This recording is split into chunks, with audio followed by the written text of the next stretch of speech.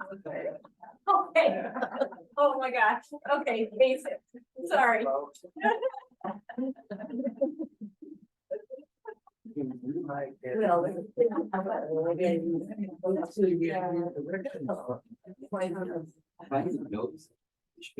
I can't find, where is the notes? How do you get to that? There should be. Yeah.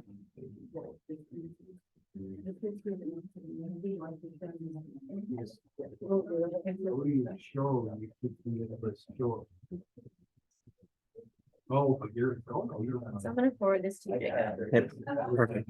Maybe it's. Is it Jacob Johnson 7? No, it's 3:30, right? Yep. There's a dot They between. always have Oh, like. you wanna- Oh. You've got the. Computer going to. Yeah, it's waking up. It's waking back up. There you go. So I just emailed it to you. This is what you've seen. Yep. It is. Yep, you can just click on that link, which is here, or yeah. Sydney's doing this person. Right. Yeah. You guys know this stuff. We just do it. Yeah.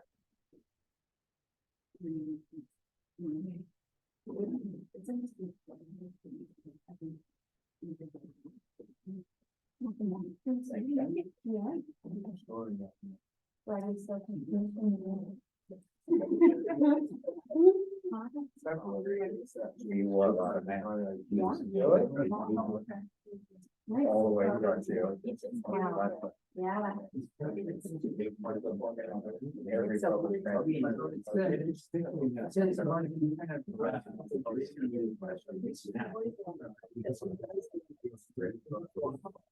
Yeah. Yeah, I said, I don't have a study.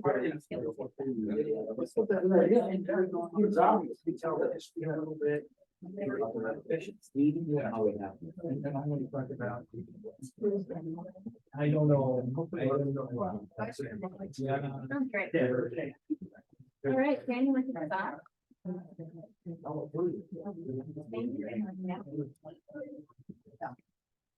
Good morning. What are we doing? So, I have a proposed cheering voice today. Much to cheer with last night. But, happy to be here. I'm Dan Swenson Platten, a member of the Reparations team, and the other members, Mr. Martha, Mike Troutman, Cindy, Deborah, it's been, here she comes, Patrick Person, and Anissa Parks. We are going to walk you through the work the Reparations team has been up to over the past year. And give you some things to chew on today. We always consider this a work in progress. This is a journey. We're learning along the way. One of us have felt like we really get it, and so the real work is being in it. We want to start by just grounding ourselves in this space and place. We've had many opportunities to have guests come and speak with us about the power of being present, of being here. And I like to go back to one of our little community pieces we use when we just need a little extra time. It seems like at the community. But I feel like it's almost the core piece. Just lets us remember that what we need is here. And as you think about yourself here in this space, take a look around the people who are with you today. Notice that we here, we will be hearing things around us happening. And think about what's happening inside these windows as well, as we are sitting. You know that we are people of God in the midst. Our reparation work has been a calling of our congregation for the past few years. Began with a strategic goal. It said we're going to be a church that actively works to dismantle white supremacy. We understand that as part of who we are as a congregation. And I came across that in a very interesting little piece we're learning about ourselves as we've been growing. One of the things that we bumped into over the past year is that our congregation participated many years ago, 100 years ago, in funding an Indian boarding school, part of the support for an Indian boarding school. And we will go back to that, get back to that as we work through today. But let me just start with something that I came across in one of the writings about one of these missions. Our Norwegian Lutheran immigrants were a serious and earnest group of people. They came to this country bringing with them no money, but an indomitable courage, honesty, and upright hearts, and a determination to make this land of great privilege their home. They brought with them deep religious convictions and a determination to spread this most blessed heritage to those unfortunate. We could have written for ourselves and often talk about our Norwegian roots and mission strength of that first group of Norwegian Lutherans who came. So we are who we are. We have in our run here of strategic goals to dismantle white supremacy, big one, good job. We also are involved in intentionally nurturing communal and interior spiritual life. We want to foster opportunities for deepening relationships in this congregation. We are living into a process of better engagement with our neighbors. We're engaging in creation care, in climate justice, and developing a 5-year property plan. And we found that the reparation work can indeed be a lens for all. So in 2022, the Savior's Lutheran Congregation made a bold statement with a budget item. We said we're going to put some money behind this and set aside $9,000 for monetary reparations. And in 2023, that was $12,000. We created a bit of a team, gathered some folks who had some initial interest, and participated in a training sponsored by March, which is the Multi-Faith Anti-Racism Change and Healing. So coalition folks around the Twin Cities area. And we participated in the White Church Truth event. We've developed a cyclical process to get through the year as a way to disperse these reparations monies.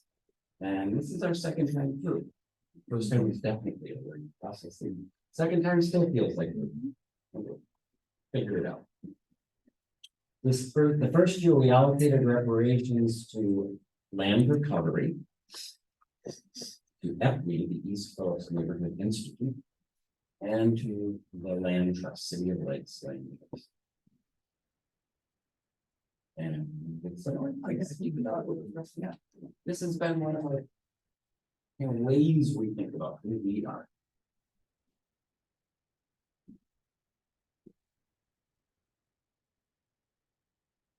So, remember the team, like Troutman and y'all. This is a tool we learned during the March training process. Reparatory eco map. So let me just talk a little bit about each of these elements and some things that we've been engaged in as a congregation over the course of this past year. So this, I think an important part of thinking about this is reparations isn't just one dimension. It's a holistic set of opportunities before us. So we work to engage in political solidarity.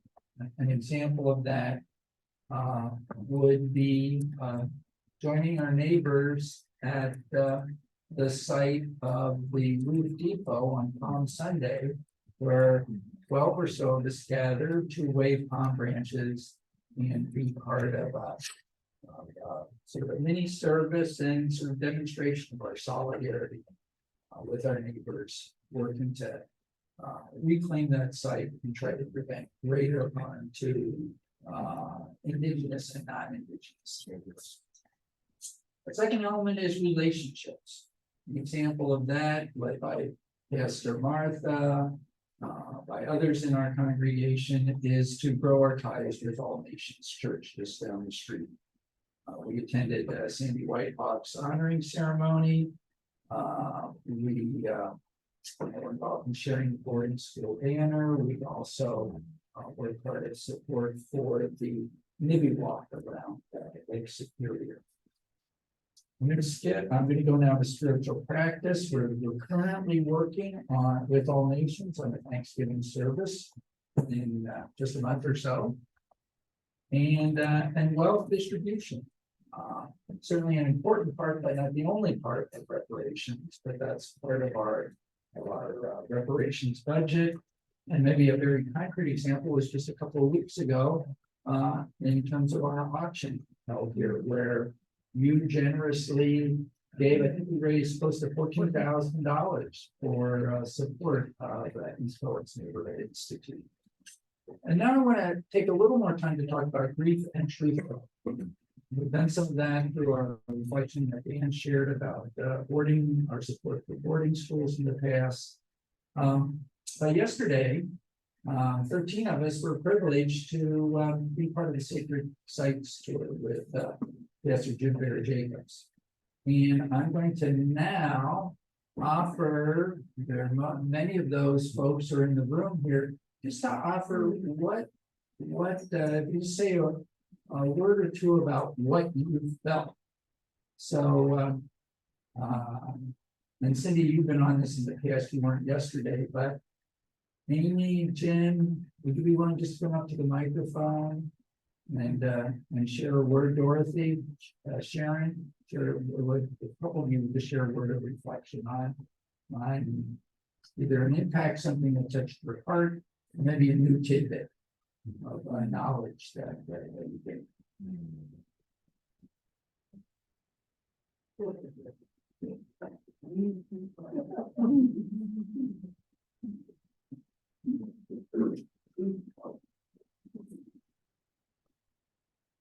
I have a PhD in American history, and I have never really addressed, other than in the most general,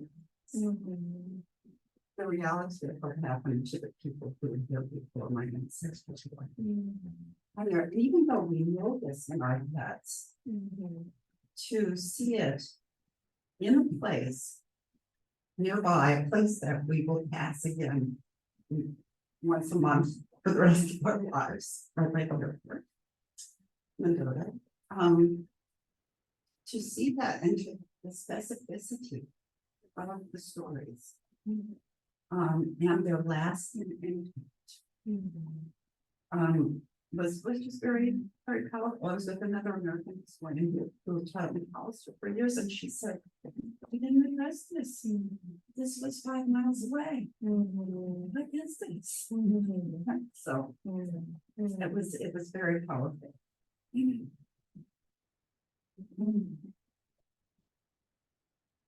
So following up on that, I'll just try to limit my remarks to the trauma and the land.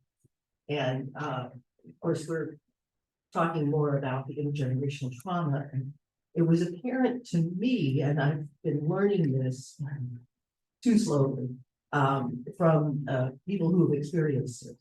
The lasting impacts of these events that to us are ancient history, or maybe we don't even know about. And there is that sense that the land also, that there's a special relationship possible with the land, a connection that both holds that pain and also gives nurture and succor. And I think both of those things can be enhancing of our growth as humans and survivors of this planet.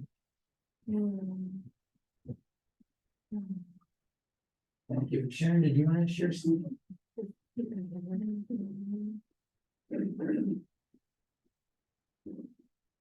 I've always been curious about, what I call the Minnesota Minnesota Indigenous. There we go, there we go. And thank you. And all these years, whenever I read something about her, one of to Dorothy's comment. And I've always known it as the event that took place in Mankato as a 1 or 2 paragraph narrative in textbooks or YouTube, because I'm kind of interested in history. One of the things I remember is at the sculpture garden by Walker, that puts out every spring, that there was such an uproar, a real dissension to having the sculpture of the scaffolding that was built in Mankato, taking 38 people. And I thought, what's the problem here? All I knew was it took place, and I just, and then they had to take it apart, get it out of there, and put something else in. I don't know what they put in, but hopefully, I think there are a few people that took that to heart and looked at it more deeply than just the dissension and protest. And from a psychological point of view, it just ripped the cultures apart, the indigenous cultures apart. And they've been traumatized, and they still are today, looking for who they are and their self-esteem and their place in the world. All indigenous people, as well as the Buddha. And I'm so glad that we're part of joining that.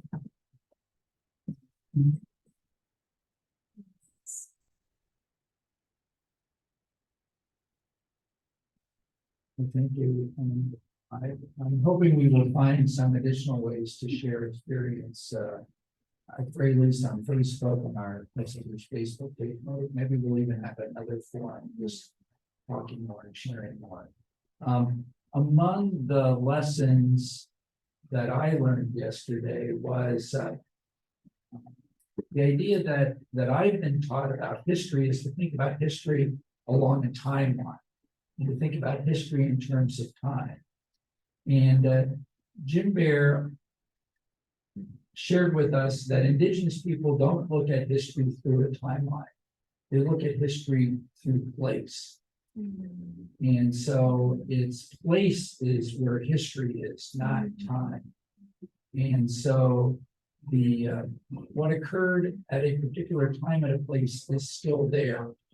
So we learn history through place. That's an expanded way of thinking about history that I simply never had a course or even another study that whether it be about racism or exploitation or domination. So it is intended to for me. Let's go to the next slide. Here's speaking of timelines. We at the reparations team do still think primarily in terms of time. And so this is how we've outlined the annual process of doing our work. And we are now in October. And we're at the stage of the church council receiving recommendations from the reparations team for what organizations we will support with the 2024 reparations budget. And 2023. well, the 2023 budget we've already out there, but it's what we're setting the 2024. It's the 2024 budget is set. What organizations will we find in the coming year? And you all are today going to contribute to that process. Or this will be one of the avenues for that. So let's now look at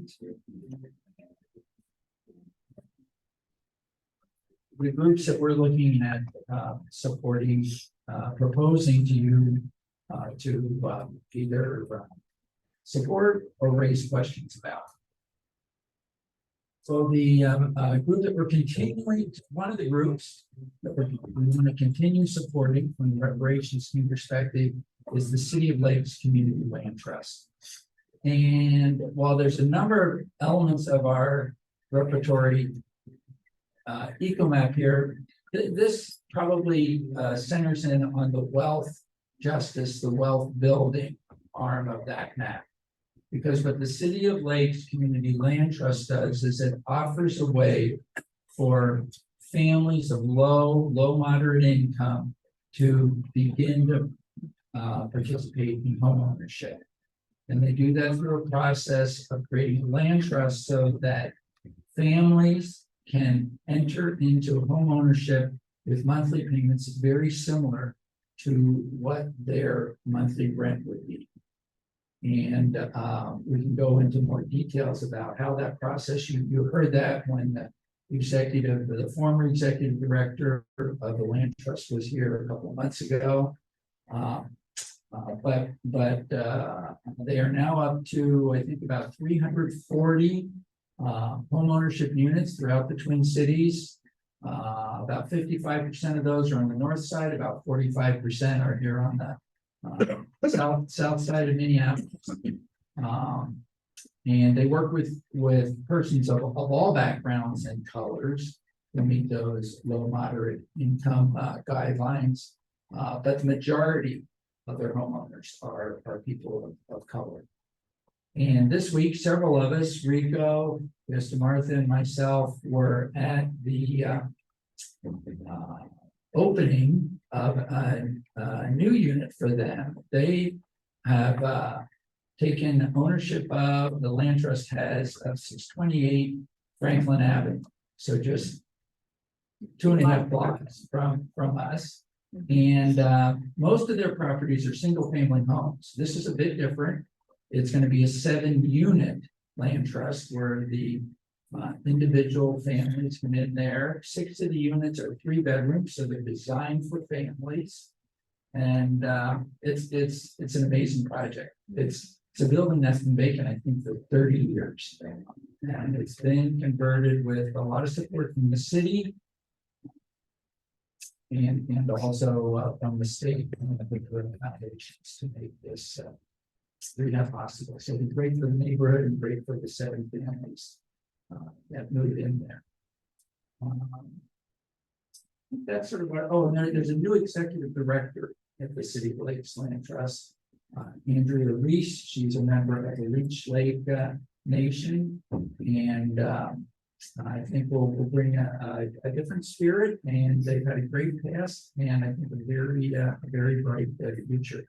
And we've supported them, and we want to continue to build our partnership with them, both in supporting them, but also learning from them as we address one of our other strategic goals, which relates to visioning about our property. We will try to tap into their expertise and ideas as well. Anything else that the reparations team wants to add about the land trust? If not, I'll turn it over to Martha to talk a bit about EPNI. Sure.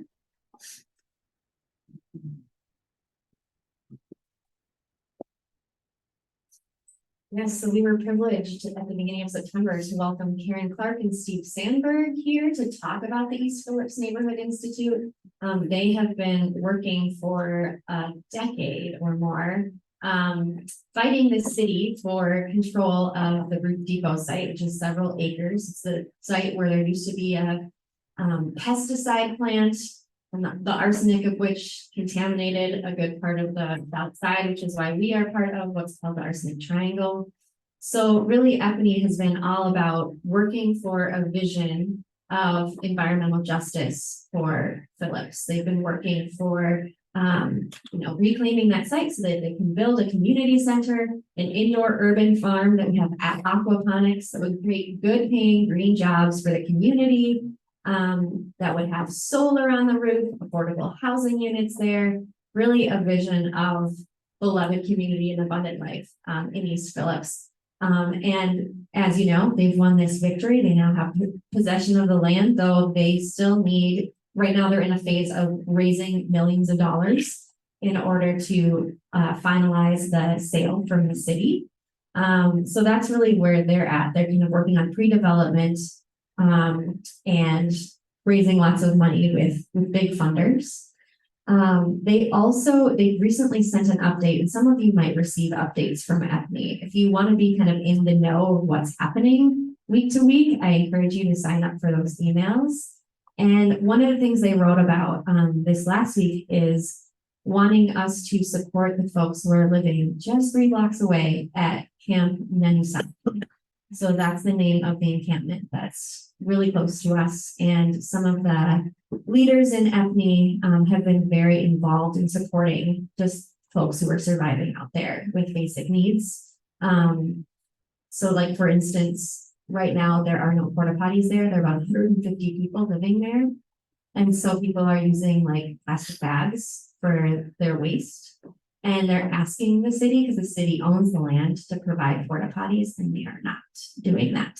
So they are encouraging folks like us who have been standing with EPNI, working towards environmental justice in Phillips, to be involved in making phone calls to city council members, asking for porta potties, and asking for trash pickup and things like that. So right now I'm trying to do some learning about how we might be better neighbors towards the folks, unsheltered neighbors who are there. And that's one way that EPNI is, showing up in solidarity with the neighborhood beyond only its own development project that they're inviting us into as well. Any questions about EPNI? Okay. Should I talk about All Nations while I'm up here? Okay.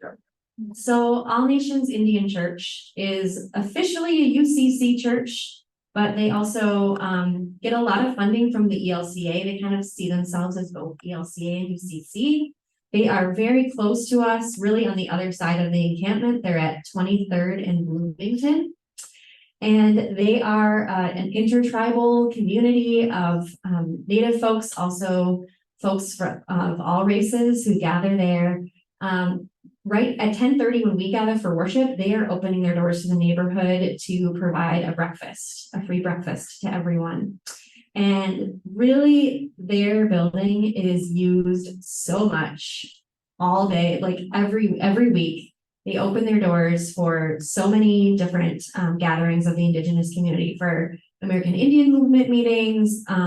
Every other week, the Metro urban Indian directors of all the major institutions serving Native Americans in our neighborhood, they all gather there and meet and eat together.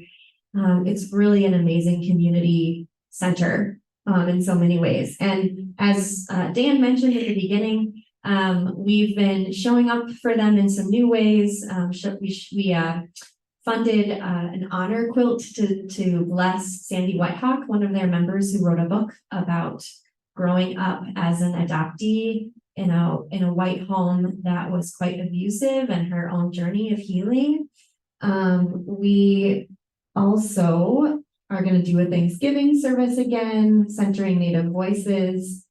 And they want to keep partnering with us in lots of ways, and we'd love to provide some money to support their work. Our reparations budget. Can I add something that I just Yeah. heard? I just heard, on Friday, I was up in Duluth looking at the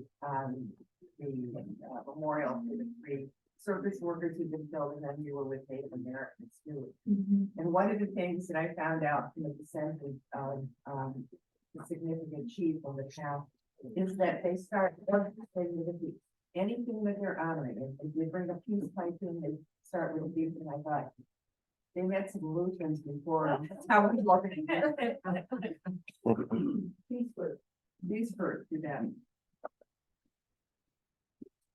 I have the joy of rolling pizza donuts to, that's been me as well this past week, and I think there's lots of ways we can consider what relationship looks like, and it'd be a delight to continue. I want to speak just a little more about National Native American Boarding School Healing Coalition. We connected with this group because of our relationship with an Indian boarding school, the Bethany Mission School. And our goal right now is to learn more, continue to seek truth, and as the eco map would say, probably participate in some grief as well for ourselves. And then to honor and recognize for ourselves what we can be giving to heal, how we can participate in healing. There is certainly a lot of work going on in the ELCA around this right now. There's a truth and reconciliation work happening. It is on the minds of our synod and these ELCA. There is a pretty amazing map. Pretty amazing map that's been put together, and I believe it has a connection to Pastor Mimi's. Someone had visit the map, interactive map. Oh. Someone connected, there was a connection in there. It's like, she knows the person. Oh, yeah. Well, Sandy Whitehawk actually works for Thanks. the Native American Boarding School Healing Coalition. We're starting Yeah. to tie things Yeah. together here too. We tracked down the donation from our saviors from the 1920s, and in my hunt, I came up with what I believe was probably the letter that our saviors received, kind of a fundraising letter from Bethany that was sent out, and as I was reading the letter from this pastor to congregations asking for support, asking for funds, there were a lot of things in it that made you feel like, well, of course we should be mission oriented. Of course we should be doing evangelism. Of course this would be, something our saviors should get connected to. There's a Norwegian pastor running this, so the ties were probably felt very strongly as a young congregation wanting to do the mission work, having been a mission oriented congregation at the beginning. So that it was chosen as a funding at the time. Feels like would have just been part of how they saw it. And I just want to share the appeal that the pastor made.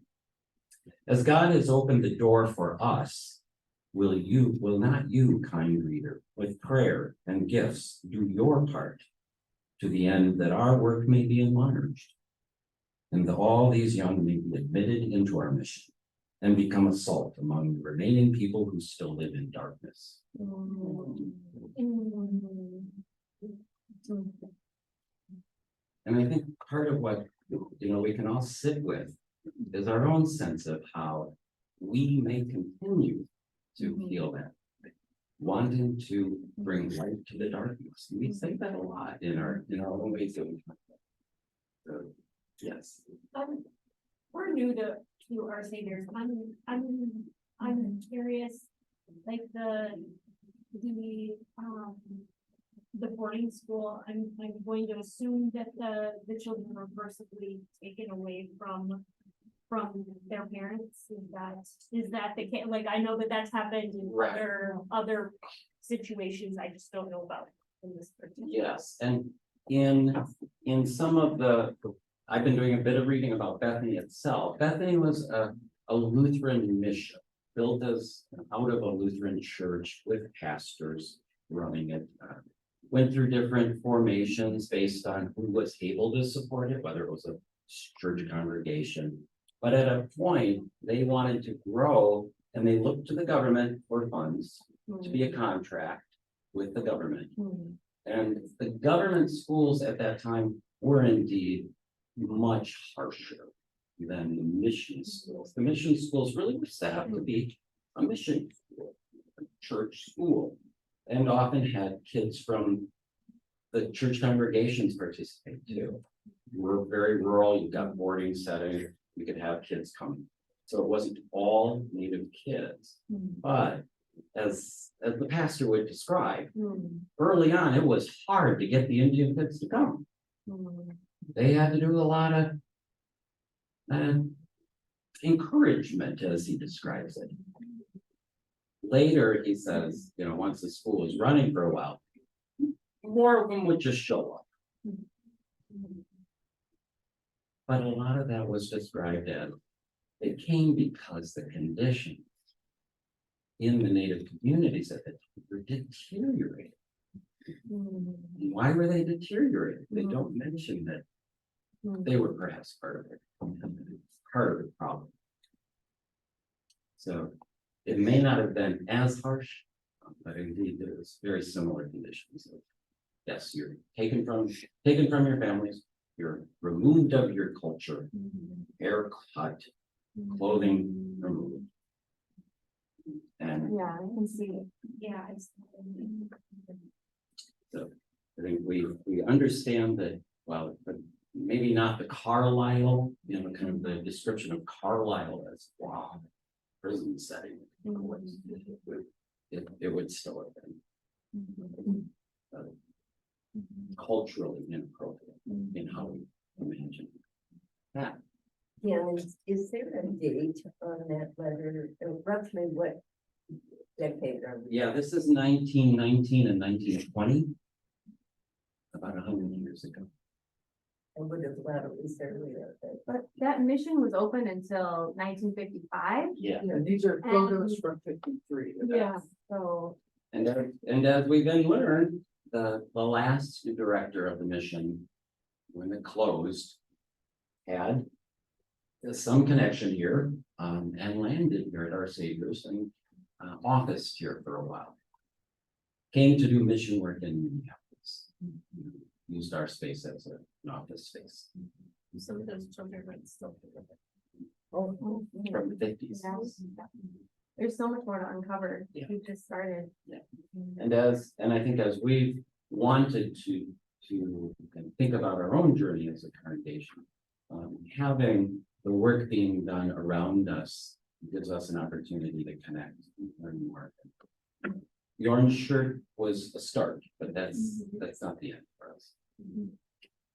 We go to our recommendations.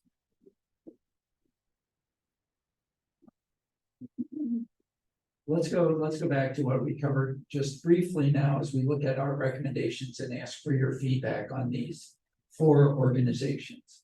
So our recommendation for the $12,000 for this year, how that will be allocated. So these are checks that have not yet been sent out, but with your support and church council action by the end of the year. Thank you, Pastor Mark. You got my timeline was spiraling around.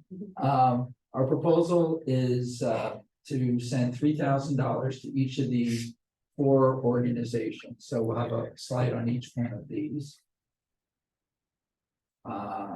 Environmental justice in Phillips neighborhood through East Phillips Neighborhood Institute and this long time work, which is hopefully coming to fruition. So we want to continue supporting there. Continue support for City of Lakes Community Land Trust and wealth building opportunities for low and moderate income families. And then 2 new organizations in terms of funding from the reparations budget, All Nations Church, as Pastor Martha described, and then as Dan just described, the National Native American Boarding School Healing Coalition, which is also based in our neighborhood, although this is a national effort. So there would be sort of 2 very local efforts with East Phillips and All Nations Church, a national effort here, and then sort of metropolitan wide, although centered in Minneapolis, with the City of Lakes Community Land Trust. So sort of different areas, different emphases of our eco-repertory map, and then some different ways we can be involved in opportunities. We're looking in all 4 of these for opportunities of deeper relationships and ways that we can grow and learn. So comments, suggestions, questions as we prepare to make this proposal at the next church council meeting.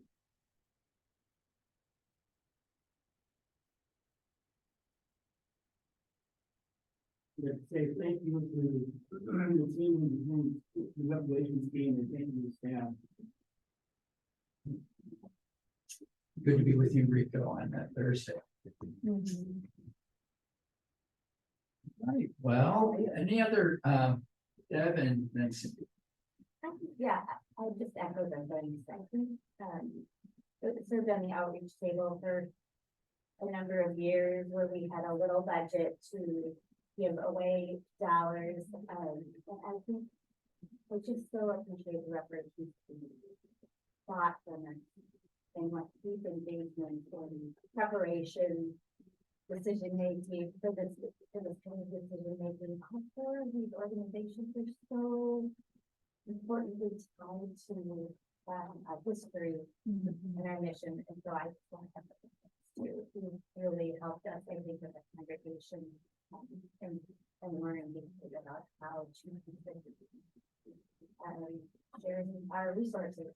Yeah, well, I think that just reminds me how it's that none of this is possible without the collective generosity of each of you individually and then all of us together. So there's that. So Cindy and then Mark. I also want to connect this to the book that we're reading by Robert Jones, because I think the thing that is so amazing to me is seeing how history repeats itself in similar ways, and the time between what happened with Americans and decisions that our country made them as well as to slavery. It's striking. And I saw it on a different level when I was up in Duluth, but it's everywhere. And if we just dig a little deeper, it's there. And if you've done it before, if we don't change it, we're very likely to do it again. And your comments and you remind me of what we heard from Jim Bear Jacobs, how history is tied to place. And Duluth, just this building and the immediate neighborhood, how much of our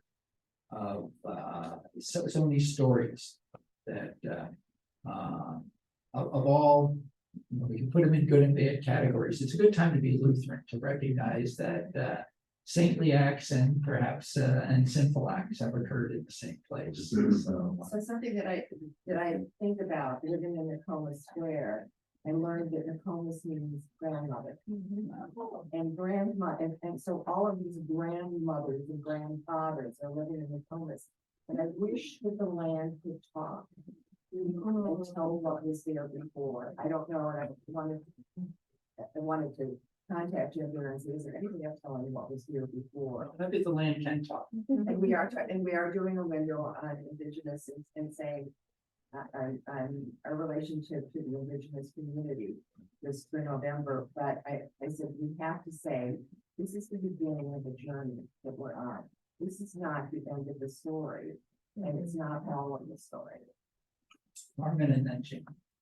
I just want to, like everybody else, echo thanks for the work of the reparations team, but focus on the fact that we're not just splitting up the money and handing it out, but you're encouraging us to work on deepening relationships with these organizations, and seeing what else we can do to increase our impact beyond the financial. Amen.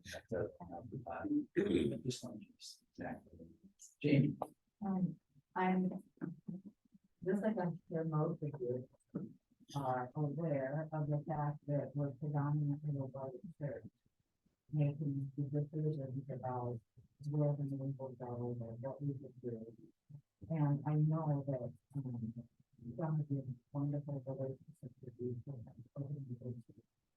I wonder, is there a mental, it's obvious that the person community has been missing. Is the person there that have to get, where the money from? Is that like, is it, we talked about like having a particular mentor or mentoring to decide or to process with the reparations community? It would be their opinion, we wouldn't even have to do it, but we feel like we're not perhaps being the white crazy people coming in and identify a lot of them in some way. And so I don't need to disrespect them now. Well, I think there's something we can take back as a team to what you want. So here's Margaret and Yeah, so we started this work because Jacob Jacobs came and did a forum. And he shared with us that the Minnesota Council of Churches is in the statewide church and reparation process, which we plugged into at various junctures, but he also gave this really clear message. He said, like, don't wait for the 10-year process. Don't just wait for us. He said, you learn your history. You go build relationships. And he was on the radio after the graves of hundreds of children were uncovered in Canada, those boarding schools. And he said every predominantly white church should have reparations in their budget. Shouldn't be a special gift. It should be a budget commitment because then it reflects that it's really a central mission commitment and it's a way that they're living up the gospel. And so we took those words, like we took him as our mentor, really getting started. And I hear your comment really as a great invitation to return to him and maybe share, Jim Bear, we took what you offered and we've been on this journey, and we'd love if you have the time and desire for you to reflect back to us,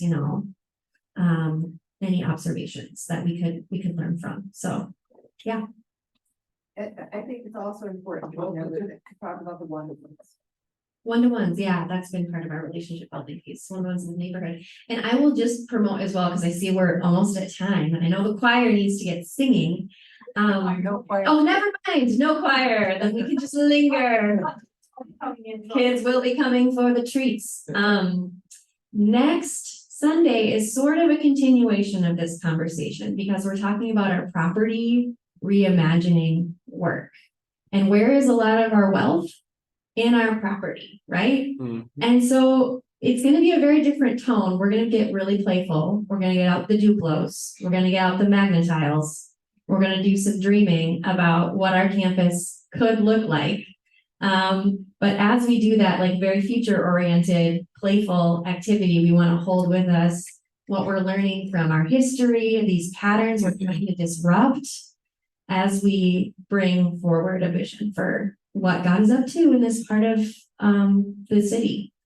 So I hope you all can come next week for the forum as we continue this reparations conversation in a different key. Say something. Well, far be it from me to end on controversial note. Just that I was increasingly aware to me how much sometimes we do harm by doing good, that our best intents, and the boarding school, for instance, was one of those issues, and there are others. And none of this stuff is simple, unfortunately. There's not one Native American voice. Definitely people disagree in the community, if you will. And I would hope that there's a chance to go into a little bit more of the nuance about some of these decisions, but particularly one that I'm concerned about is the campus. And I think we do need to have more exploration of that. But just to say that, we know we struggle with this, and it's part of why we are in connected together. The different voices, different ideas, hopefully people are focused. Thank you. Maybe that sort of fits into my last comment, which is first and foremost, just a thank you to everyone for being engaged. And I'll end by saying that looking at our reparations work, I have a very split feeling. On the one hand, I'm quite proud of what we're doing as our saviors collectively as a community. On the other hand, I can feel, boy, what a little pebble in the ocean of injustice. And so I guess I want to I see this all as a first step. And we're learning along the way, and we have tremendous opportunities ahead of us to learn, grow, and do God's will. So thank you. There you go. That's ripple. That's saying the ripples to a wave. Thank you.